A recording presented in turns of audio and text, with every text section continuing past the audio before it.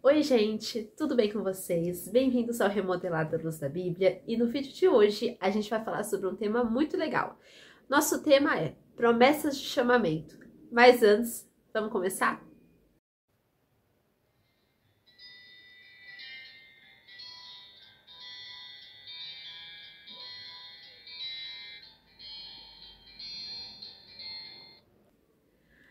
Então, nossa leitura bíblica vai se passar no livro de Miqueias, capítulo 4.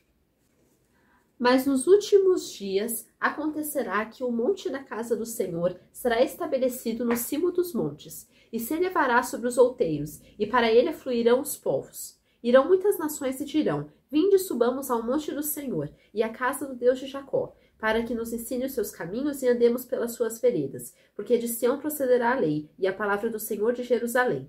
Ele julgará entre muitos povos e corrigirá nações poderosas e longínquas. Estes converterão as suas espadas em relhas de arados e as suas lanças em podadeiras. Uma nação não levantará espada contra outra nação, nem aprenderão mais a guerra, mas assentar-se-á cada um debaixo da sua videira, e cada um debaixo da sua figueira, e não haverá quem os espante, porque a boca do Senhor dos Exércitos o disse. Então, a nossa leitura aqui, ela estava falando de um tempo onde o Senhor ia ser estabelecido em cima dos montes e os povos não levantarão mais a espada para fazer guerra. Então, o que nós percebemos também nesses versículos é a questão do tempo. Nós percebemos aqui, neste primeiro versículo, que é estabelecido uma noção de tempo. Quando que acontecerá esse momento? Quando que acontecerá esse anúncio do chamamento dos gentios, como está o subtítulo do versículo. Então, nós vemos que essa grande conversão dos gentios será estabelecido no tempo que se diz os últimos dias. Aqui esse versículo começa falando, mas nos últimos dias. Ou seja, o Senhor mostra aqui que há esse indicativo de tempo. Então, essa promessa de chamamento, ela vai começar com esse indicativo, tempo, e a gente vai continuar lendo esses versículos para conhecer quais são os outros indicativos de tempo. O segundo é lugar. A gente vê no versículo falando: acontecerá que no monte da casa do Senhor será estabelecido no cimo dos montes. Nós vemos agora estabelecidos esse indicativo de lugar. Aqui está falando que será estabelecido no cimo dos montes. Ou seja, o versículo é bem claro ao declarar o lugar, a próxima grande capital do mundo. E esse lugar é o monte da casa do Senhor, que será estabelecido no cimo dos montes. É um lugar onde todo mundo possa ver, vai ser um local onde todos os povos afluirão para lá e a gente vai contemplar o governo e a beleza de Deus neste lugar. E se elevará sobre os outeiros, ou seja, não haverá quem não veja, não vai haver quem não saiba que o Senhor está lá. Não vai ter um lugar onde dá para se esconder do Senhor neste local, porque Ele vai estar lá governando. Ele vai estar nesse lugar exercendo seu juízo e seu domínio sobre todas as nações. Que a gente vai ver que as nações vão obedecer ao Senhor nesse tempo.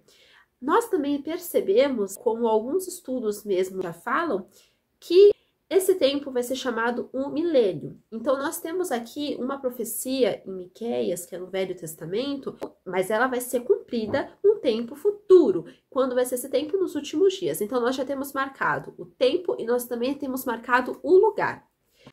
Nós também percebemos qual vai ser a população deste local, que também já está descrita aqui nesses versículos. E para ele afluirão os povos. Irão muitas nações e dirão: Vinde, subamos ao monte do Senhor e à casa do Deus de Jacó, para que nos ensine os seus caminhos e andemos pelas suas veredas, porque de Sião procederá a lei e a palavra do Senhor de Jerusalém. Ele julgará entre muitos povos e corrigirá nações poderosas e longínquas. Estes converterão as suas espadas em relhas de arados e as suas lanças em podadeiras. Uma nação não levantará a espada contra outra nação, nem aprenderão mais a guerra. Também percebemos aqui a população destes versículos. Aqui é mostrado a Miqueias, esse profeta, que a população vai ser todos os povos. Os povos afluirão para esse monte que o Senhor vai estar estabelecido e eles vão ser ensinados aos mandamentos do Senhor. O Senhor vai ensinar os seus caminhos àquele povo, ou seja, as nações vão estar convertidas ao Senhor. Nós vemos aqui que antes dessa profecia, nós podíamos até pensar, né, que os judeus, eles iam, somente eles, né, participar da promessa. Mas aqui nós vemos também um chamamento de gentios, então a população não vai ser feita só de judeus, também vai ser de gentios, como nós vemos no próprio Novo Testamento, que os gentios são chamados e eles vão ser coparticipantes também desta aliança. Então, já estabelecido as noções de tempo, de lugar, de população dessas promessas de chamamento, também vemos a obediência. Ela é retratada também nesses versículos, quando eles falam que afluirão muitos povos, eles também vão converter as suas espadas em relhas de arado e podadeiras, ou seja, não vão ter a guerra. Nessa parte da profecia, vemos o profeta mencionar que muitas nações, muitas, como eu falei até dos gentios, vão se converter, elas vão mudar o estilo de vida delas da guerra em adoração, em aprendizado do caminho do Senhor. Então, quando nós vemos esse tempo, esses últimos dias, nós estamos falando de todo um cenário também, que ele já está prometido nessa profecia, que vai acontecer. Então, nós percebemos também as nações obedecendo ao Senhor e quão importante é essa obediência que nós também devemos exercitar desde agora, nas nossas vidas. Também podemos perceber, nesses versículos, que esse monte da casa do Senhor, esse cimo dos montes, vai ser a capital do mundo por um tempo. Como eu falei, um milênio. Então, Sião e Jerusalém vão ser aonde o Senhor vai falar às nações, aonde ele vai estar ali reinando, fisicamente, inclusive. Onde as nações vão ir até lá para aprender os mandamentos do Senhor, se converter, obedecer. E essa capital do mundo vai ser onde o Senhor vai estar. Então, olha que privilégio ter um lugar no mundo onde o Senhor vai estar fisicamente para nos ensinar suas promessas, para nos ensinar os seus princípios. Então, nós vemos aqui, como eu falei já até agora, a população que vai estar ali, o tempo, o lugar, a obediência exercida ali pelos povos, a capital do mundo, que vai ser...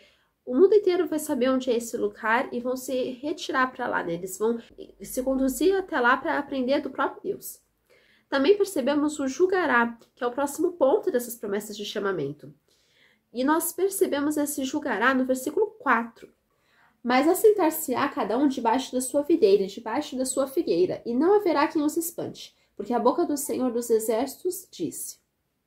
Deus é nosso justo juiz, e aqui ele fala que cada um ia se assentar debaixo da sua videira, da sua figueira, e não vai haver mais quem os espante, porque é o Senhor que vai nos defender. Então a boca do Senhor o disse, isso é uma promessa.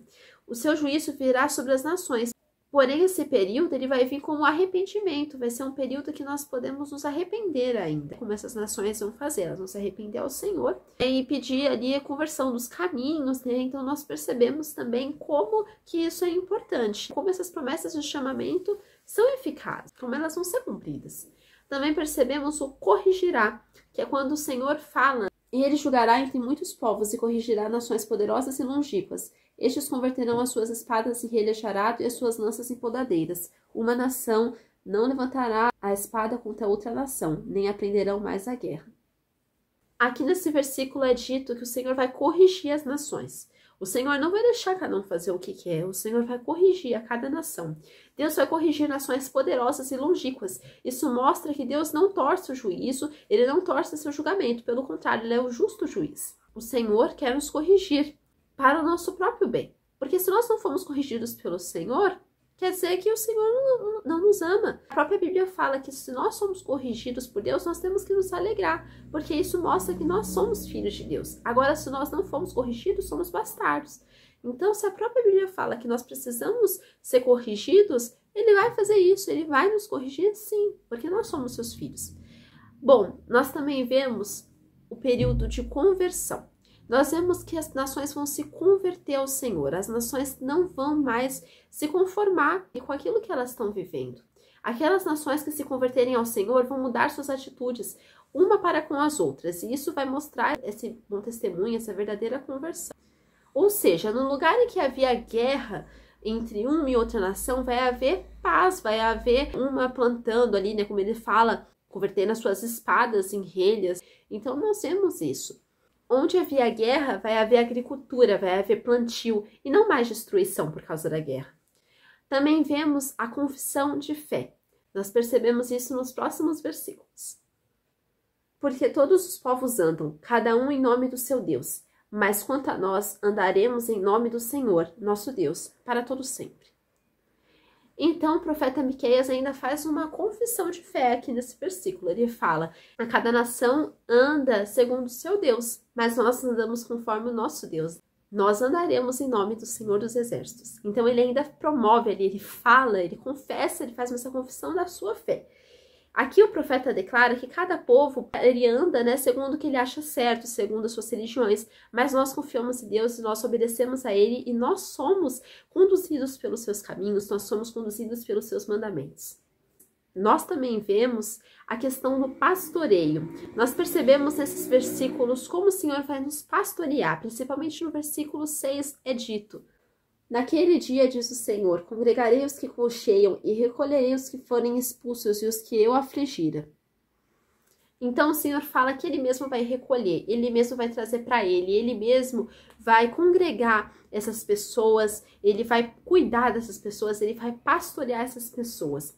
Deus vai ajuntar aqueles que estavam perdidos, e Deus também vai ter misericórdia até para aqueles que cocheiam em mais de um pensamento. Deus vai exercer a misericórdia dele. Então nós percebemos que ele vai ajuntar esse povo, porque Deus tem cuidado de nós. Ele não quer o nosso mal, ele quer que nós andamos com ele, que nós sejamos fiéis a ele, e ele também cuida de nós, ele nos sustenta, ele nos conduz, ele abre portas para nós. Então nós percebemos como o Senhor está conosco, como o Senhor é aquele que nos lava, aquele que nos pastoreia, aquele que nos limpa, aquele que cuida de nós. Vamos continuar ali nos próximos versículos e aprendendo com cada um. Dos que cocheiam farei a parte restante e dos que foram arrojados para longe, uma poderosa nação, e o Senhor reinará sobre eles, no monte Sião, desde agora e para sempre. Então também nós vemos que o Senhor, ele vai multiplicar esse povo, ele vai ajuntar esse povo. Deus fala que aqueles que cocheiam, ele fará uma parte restante. Deus também, ele vai congregar essa parte restante, ele vai congregar essas pessoas, ele vai fazer uma nação. Então ele mostra que o seu cuidado não vai ficar cada um para um canto, não, ele vai congregar essas pessoas, ele vai ajuntar, ele vai fazer esse ajuntamento solene, eles vão se multiplicar, eles vão estar ali juntos com Deus. E nós também vemos a noção de governo, o reinará.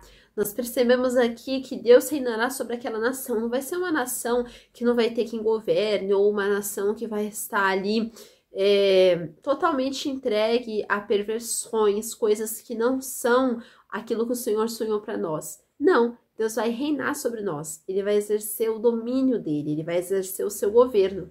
Deus reinará sobre aquela nação para sempre, e o reinado do Senhor é eterno. Não vai ter um fim, ele não vai ser um reinado interrompido, ele vai ser um reinado que vem dos céus.